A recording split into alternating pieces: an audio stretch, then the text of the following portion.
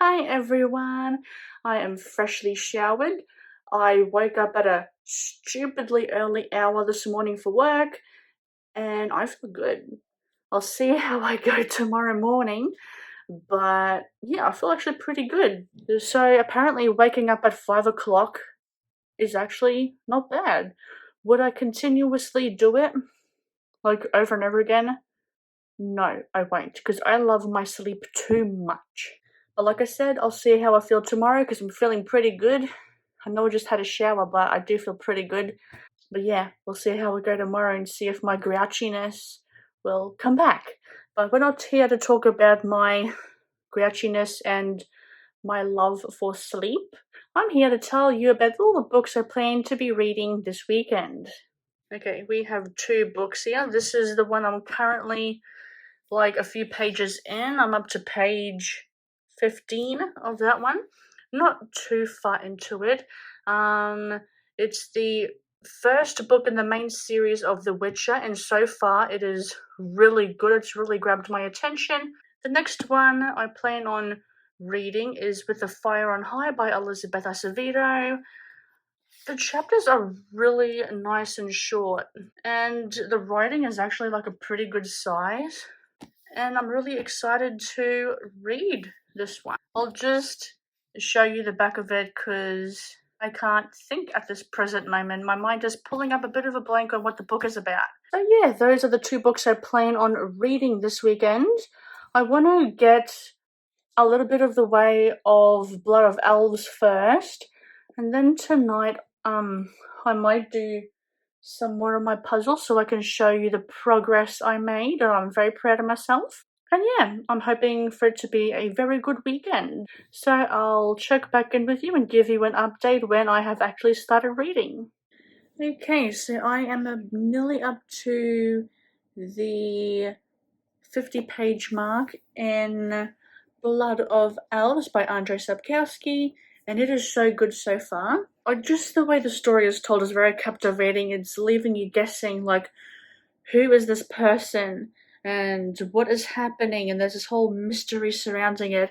And it still has like very strong ties to prophecy and how people view prophecy and what people hear and see. Like whispers, you know the game Chinese Whispers, where you start off with a sentence and then when it gets to the last person the sentence like completely changes. It's kind of like that, and it's just really interesting to see people's turn of events about like battles and prophecy and what's happened to this person, and just it's very fascinating. You don't get to hear a lot of normal everyday characters in like your everyday citizens. You don't get to hear them a lot when it comes to fantasy about like prophecies and rumors and speculation and all that kind of stuff. You hear that stuff from the perspective of royalty or from people who are fighting for like the kingdom or a throne and stuff like that, but you don't hear it from civilians' perspectives. And that's very, very fascinating and interesting. And with Yennefer, I don't know, I think my tune might be starting to change a little bit, because after reading the forums and then reading just what I read, that so Dandelion got struck in the back of his head by a man named Rience, who so Dandelion was doing this like little concert, right, at like under an oaken tree, because the song that he was singing about was about Geralt and Ciri and about what happened and all that kind of stuff. And then, like I said, that was where we got the civilian's perspective about what happened in speculations. Like, no, I saw this, no, I saw that, no, you're a liar, you're a liar.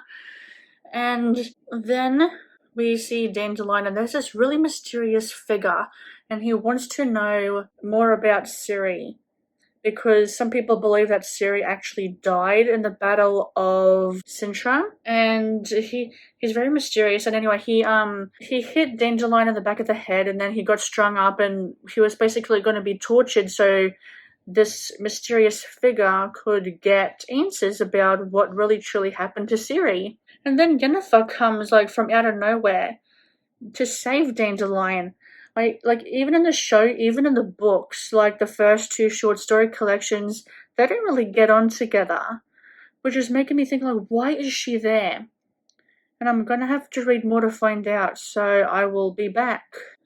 Okay, so I've read that chapter of Blood of Elves, and like this is not going to be a spoilery vlog. I was just like expressing my interest in it and how captivating it is, and me expressing my dislike a little bit for Yennefer and how I think that might be starting to change. I don't know. I don't want to say that just yet, but it could be starting to change. Yennefer disguised herself, and like that was how she found out that what's his face? Oh yes, Dandelion was captured, and she basically, long story short, she was in a disguise when he was doing the concert. She heard some kerfuffle or a kerfuffle when like she was following him, and he said, "Look, sorry," she said, "Look, Dandelion, I like you.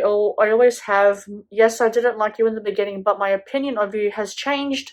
Like, and they both don't really know where Geralt is. It's been quite a while since they've seen each other, both Yennefer and Dandelion, so that's kind of like interesting as well, like what's happened in that time and where. Okay, I am back. I just had to run to the toilet because I was busting for a pee. So, yeah, we're not.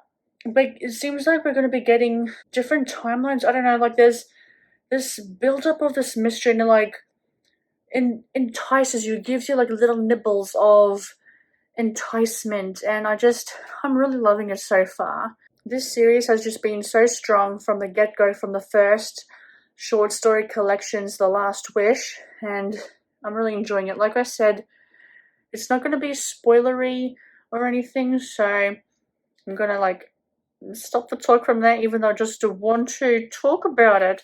But yeah, so I'm going to do the puzzle now, and when I get it all set up, I'll show you what it's looking like now. Okay, I just remembered something else as well. We're seeing Geralt's birthplace, I guess you could say, and when I say birthplace, I mean of him as a Witcher. So it's in Kaer Morhen. I'm probably saying that completely wrong. We're getting to see that a little bit too, and with the other witches and how it was a beautiful place before, and it seems to have been a bit run down. And I'm very curious to see how that's going to pan out in the show. Like, I just hope the show does this book justice. I really do. But anyway, so yeah, we're getting to see where Geralt kind of became a Witcher, and that's where. No, I'm not going to say who it is, but we're getting to see a little bit of that as well, and I'm very fascinated with that because I don't really know a whole deal about The Witcher. I know, like, the Witcher series. I know it's like since the game actually, or was it the book that was popular? No, I think it was the book that was popular, then it came into, like, developed into a game, and then a TV show, so the books were first. Okay, so this is what the puzzle is looking like. It's coming along, people, it is coming along. I've decided to work down up because I already had a lot of the down area done. I've decided to like start working up. So I'm very proud of myself. I finally found the missing border piece I was missing over here, and it's going good. I'm not looking forward to the sky part because you look at that. Look at that sky. So I'm not looking forward to piecing that together, but it's going so good so far, and I'm very proud of my progress. Hello, it is Saturday afternoon, and it has been a day. So I had to change my wireless headphones because the ones I had, one, they were tight and they were giving me a bit of a headache. Two, I was not very happy with the overall sound quality of it. So long story short, stick with the products you know. So the ones I have now, I was very lucky to get them on special, and I didn't have to pay too much extra on top of it, because what they do is that they exchange it, and any differences that there are, I will have to pay the extra payment for it. Lucky I didn't have to. I didn't have to pay that much. The extra was because of the Apple Care. I ended up getting AirPods Pro, and they were on special. I was so lucky, I really was. And they are working so good. Like, they really are truly pretty incredible. So yeah, that's that. I had to do some sewing. There were like some buttons that needed, like, you know, the buttonholes where you like put the buttons in your shirt. I had to sew up a couple of those because they were starting to get a bit loose and the buttons were popping open, which is not good when you're uptown on a windy day.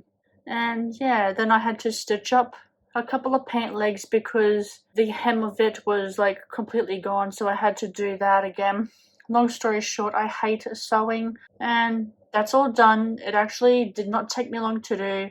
I'm just going to rest a little bit, then I want to try and get back into reading, so I will give you an update when I get into reading. I just thought I'd check in and say hi and what I have done today. Okay, so I'm gonna stop reading Blood of Elves for a little bit and then get started with The Fire on High. And Blood of Elves is getting really good. We're getting to see how the witches are or were trained, and the castle in Kaer Morhen, and it's all interesting, and there's something different, there's something strange about Ciri and her powers and what that means for the future of the world. And also it talks about the impending war between Nilfgaardians and non-Nilfgaardians, you know, and like other kingdoms, and just doing whatever they can to protect Ciri.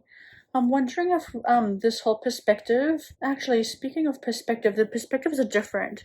It is in third person narrative, but it seems like we do get some perspectives from like Triss and Dandelion, but it also seems like that we also get an outsider's view, like we're on the outside looking in, where sometimes even with third person, we still get the characters' perspectives. Like if I'm trying to make sense, but I'm loving it. And I'm wondering if this whole book is just going to be about Ciri and her powers and what that means, and also who wants Ciri as well for her powers, because like I said last night, how there's this mysterious person who wants to know where Ciri is and if she's alive and stuff like that. So that's going to be very interesting when we finally get there. And yeah, I'm really enjoying it so far. It's really good. Yeah, I don't have too much to say, but it's really good so far. And I feel like it's quite a quick read because I'm so captivated in it. And now I'm going to be reading With the Fire on High, even though I really want to continue reading on with Blood of Elves, but I know I need to get a good portion of the way with The Fire on High, and because I haven't really read a single book from my TBR, and yeah, I need to get a crack on with that. So that said, I will get to reading. Okay, so I realized I didn't really give a proper synopsis for what With the Fire on High is about. So it's about 17-year-old Amoni. She is in uni or in high school or something like that. She plans to work as a chef, so she wants to work in the kitchen, but she's also a single mother, so that raises like issues and risks that she has to take in order to provide for her family. And she loves cooking, it's her talent, she's very good at it. And people keep telling her what to do. Like, people are telling her this is how you have to live your life. She's saying, no, this is not how I want to do it. And she's basically going to be making her own rules. Now, I have said the other day, which was yesterday, that the chapters are nice and short and the writing is nice and, you know, big. It's a reasonable size, so I should be able to get to, let me just say, I'm hoping to get through this book done quickly, because I want to read close to 100 pages of this tonight, and then I want to do a couple more, like, hours. I want to squeeze in some more hours with my puzzle because I've really enjoyed it last night. So that is my plans, and I'm going to get into reading now.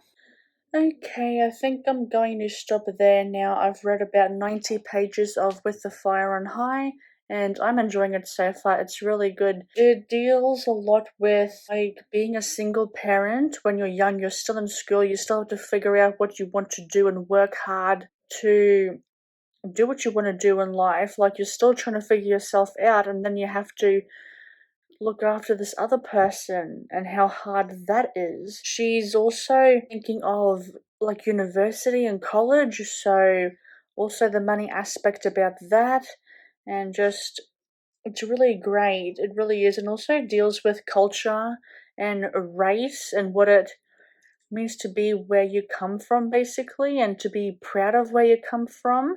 Yeah, so far it's really good. I have high hopes for this book, I really do. Good so far. I don't have too much else to say about it. Oh, and family. And it also deals with the topic of family as well, which is really beautiful. I love like family themes, like themes of family, even found family in a book. I really love that. And remember how I said yesterday how I would see how I go, like when I woke up, because yesterday I woke up at 5 o'clock. I'm doing pretty good. It's around 11 o'clock and I'm just starting to get sleepy now, which is why I've stopped. So yeah, I've done some really good reading today, and I hope to do more tomorrow. And speaking of which, I will leave it here for tonight, and I will see you tomorrow. So it is currently Monday, and I have not updated you since Saturday. I did not update you yesterday. I had a very chill day for Mother's Day, and it was very, very good. Reading update before I end this reading vlog.